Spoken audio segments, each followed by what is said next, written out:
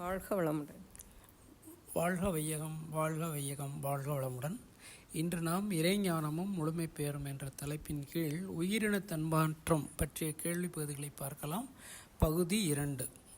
விலங்கின பிரிவை சார்ந்த ஓர் உயிரினம் தனது உணவிற்காக முன்னோக்கி நகரும் பொழுது அந்த அமைப்பின் லேசானதாகிய காந்தம் தேக்கமுற்று அதன் முன்பகுதி உடைந்து விடுகிறது. அதுவே வாயாகும்.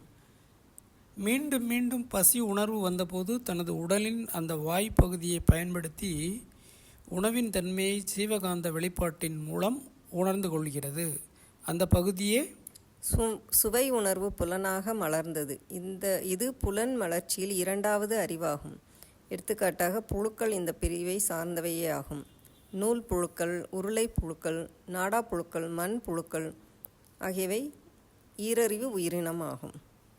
தொடக்க நிலை உயிரின் மலர்ச்சியில் குறிப்பாக ஒரு செல் விலங்கின உயிர்களில் ஆண் பெண் என்ற பால் வேறுபாடு இல்லை.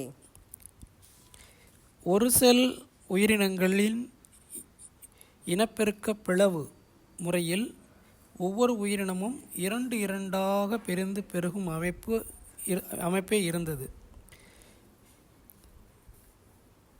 இரண்டறிவு நிலைக்கு உயர்ந்துவிட்ட பரமீசியம் போன்றவைகளில் கருமைய பகிர்வு நடக்கிறது. இரண்டு உயிரினங்கள் நெருங்கி ஒன்றோடு ஒன்று ஒட்டி நிற்கும் பொழுது அப்பகுதியில் இரண்டு உயிரினங்களின் காந்தமும் சேர்ந்து திணிவு பெற்று இரண்டினுடைய சிற்றறை சுவர்களும் கரைந்து விடுகின்றன. ஒவ்வொன்றின் கருமையத்திலிருந்தும் ஒரு சிறு பகுதி மைக்ரோ நியூக்ளியஸ் பிரிந்து மற்றொன்றிற்கு சென்று விடுகிறது. பிறகு மீண்டும் இரண்டு உயிரினங்களுடைய கரைந்த சிற்றறை சுவர்கள் தோன்றிவிடுகின்றன. இரண்டு அறிவு உயிர் வகைகளில் ஆண் பெண் என்ற பிரிவே இல்லை. அவற்றின் இனப்பெருக்கம் இவ்வாறே நிகழ்கிறது. அதாவது முழுமையை நோக்கிய பயணத்தில் இறைநிலை தனது இயல்பான நிலையிலிருந்து ஊக்கம் பெற்று நடத்தும் தன்மாற்ற செயலே இயல்பூக்கம் எனப்படுகிறது. காலம் செல்ல செல்ல இரண்டு அறிவு உயிரினங்களின் வித்துக்குழம்பின் உந்து ஆற்றலாலும் இயல்பூக்க நியதியாலும் உயிரினங்கள் ஒன்றோடு ஒன்று நெருங்கி இருந்து ஒன்றை ஒன்று அழுத்துவதால் ஆற்றல் மிகுந்த ஆற்றல் குறைந்த உயிரினங்கள் உருவாகி அவை ஆண் பெண் என்று அழைக்கப்படுகிறது. பரிணாம வளர்ச்சியில் தோன்றிய உயிரினங்கள் ஆண் பெண் என்ற இனச்சேர்க்கை மூலம் வந்ததனால் 3, 4, 5 அறிவுக்கருவிகள், அதாவது 3வது, 4வது, 5வது அறிவுக்கருவிகள் இரண்டாக வந்தது. ஈரறிவுக்கு பின் வளர்ச்சி பெற்ற உயிரினங்கள் பல நீரில்தான் வாழ்ந்திருக்க வேண்டும். மீன்கள் போன்று நீரில் வாழும் உயிரினங்கள் சுவாசிப்பதற்கு தலையின் கீழ் பக்கவாட்டில் அவற்றிற்கு செவில்கள் அமைந்திருந்தன. நீரை ஒட்டிய கரையோரப் பகுதியில் வாழும்போது நீரிலும் நிலத்திலும் வாழும் உயிரினங்களாக மாற்றம் பெற்றது. எடுத்துக்காட்டு தவளை. சேற்றலையான் என்றொரு மீன் வகை பெரும்பாலும் நீருக்கு வெளியில் வாழும் சிறப்புடையது.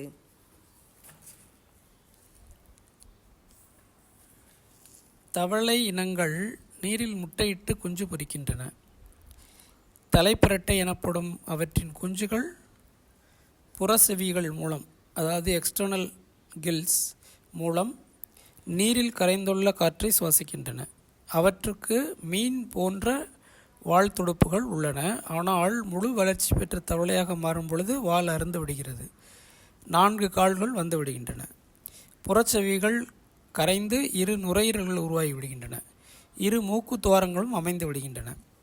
முழுமையாக வளர்ந்த தவளை நேரடியாக காற்றை சுவாசிக்கிறது. பெரும்பாலும் நிலத்தை ஒட்டிய வாழ்க்கையே அதற்கு அமைந்து விடுகிறது. நீரில் வாழும் சில உயிரினங்களுக்கு ஓசை உணர்கருவி அமைவதற்கு முன்பே ஒளி உணர்கருவி அமைவதுண்டு. ஆனால் அத்தகைய உயிரினங்களுக்கு ஓசையை உணரும் சிற்றறைகள் அமைந்திருக்கும். அவை உறுப்பாக வளர்ச்சி பெற்று இருக்காது. தன்மாற்றத்தால் வாசனையை உணரும் சக்தி கொண்ட மூக்கும் தோன்றியது. இவ்வகை உயிரினங்கள் மூவறிவு உயிரினங்கள் என்று கூறுகிறோம். இவற்றுக்கு எடுத்துக்காட்டு வந்து சில வகை பூச்சி இனங்கள், வண்டுகள். புதிதாக பாலுறவின் மூலம் உருவான உயிரினத்தின் பெற்றோர்களுக்கு கண்கள் என்ற ஒளியை உணரக்கூடிய சிறப்பு புலன் இல்லை. இனச்சேர்க்கையால் உருவான உயிரினத்தில் தந்தையின் உயிராற்றல் ஓங்கி நின்று செயல்படும் பொழுது அதனுடைய முதுகின் முன்புறம் அமைந்துள்ள ஒளி உணரும் தோல் பகுதி வலப்புற பகுதி ஆக்கத்திற்கு உள்ளாகிறது. தாயின் உயிராற்றல் செயல்படும் பொழுது இடப்புறமிருந்து விடப்புற பகுதியாக்கம் பெறுகிறது. இரண்டும் மாறி மாறி செயல்பட ஒளி உணர்வு கருவியான கண்கள் உருவாகியது. வாசனை புலன் மூக்கின் மூலம் காற்றை உள்ளே இழுத்து விடத் தொடங்கும் உயிரினங்கள் தவளை, பல்லி, முதலை, உடும்பு ஆகியவை. ஒளி என்ற அதிர்வலைகளை தனது தலைக்கு கீழே அமைந்துள்ள மென் தோல் மூலம் அறிந்து கொண்டு உயிர் வாழ ஆரம்பித்த போதுதான் ஒளி உணர்வு மையமான செவி புலன் அமைந்தது. இது 5வது புலன் மலர்ச்சி ஆகும். தவளையின் கண்களுக்கு கீழ் இறக்கத்தில் மென்மையான வட்டமான தோல் அமைப்பே அதற்கு செவியாகும். இது புறச்செவி எனப்படுகிறது. உணவு தேடும் முயற்சியில் புறச்செவிகள் பாதிப்புக்கு உள்ளாவதால் 1000 தலைமுறை மாற்றத்தில் புறச்செவி தலையின் உள்புறம் அமைந்து விடுகிறது. எடுத்துக்காட்டு பல்லி, உடும்பு, முதலை ஆகியவை. மெல்லிய ஒளியையும் குவித்து தரும் வகையில் புற காது அமைந்த பின் மலர்ந்த விலங்கினங்கள் தோன்றின. ஒளி உணர்வு புலனாகிய காது 5வது புலனாக மலர்ந்தது. பஞ்சபூதங்களிலிருந்து வரும் காந்த அலைகளான அழுத்தம், ஒளி, சுவை, மனம் ஆகிய 5 வெளிப்பாடுகளையும் உணர்ந்து கொண்டு உடலுக்கு எழும் தேவைகளை நிறைவு செய்து கொள்ளும் வகையில் 5 புலன்களாக மலர்ந்துள்ளன. உணவு தேடும் முயற்சியினாலும் தன்னை பாதுகாத்து கொள்ளும் எழுச்சியினாலும் விலங்கினங்களில் உட்கருவிகளின் தோற்றமும் மாற்றமும் உண்டாயின. புலன்களின் துணை கொண்டு உடலை இயக்கி உணவை தேட உதவும் செயற்கருவிகளே கர்மேந்திரியங்கள். அவை வந்து கை, கால், வாய், குதம், பால்குறி ஆகும். 2 அறிவு நிலையில் உணவு தேடும் முயற்சியில் நகர்ந்து செல்லும் பொழுது தனது உடலின் முன்பகுதியையே பயன்படுத்தியதால் வாய் எல்லா உயிரினங்களிலும் முன்பகுதியில் அமைந்தது. உண்ட உணவு சீரணித்து பின் மீண்டும் உணவு தேடும் முயற்சியில் முன்னோக்கி நகர்ந்தபோது மீதி கழிவுப் பொருட்கள் பின்னோக்கி தள்ளப்பட்டு வெளியேற்றப்பட்டதால் எருவாய் அதாவது குதம் உயிரினங்களின் பின்புறம் அமைந்தது. 2 அறிவு நிலையிலுள்ள புழுக்களின் உடலில் உண்ட உணவு சத்துப்பொருள்கள் பிரிந்து லேசான கொழுப்பு உடலின் மேல் பகுதியை அதாவது முதுகு பகுதியை ஒட்டி மிதந்து கால ஓட்டத்தில் கெட்டியாகிவிட்டது. அதுவே எலும்பாக உள்பகுதி, மீதியுள்ள உள்பகுதி வந்து மஜ்ஜையாக அதாவது மூளையாக மாற்றம் பெறுகிறது.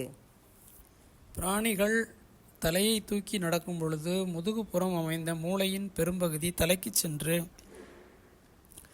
தலை பருத்து அதனுள் மூளையின் அளவு அதிகமாயிற்று. வாழ்க வளமுடன். மீண்டும் அடுத்த பதிவில் சந்திக்கலாம்.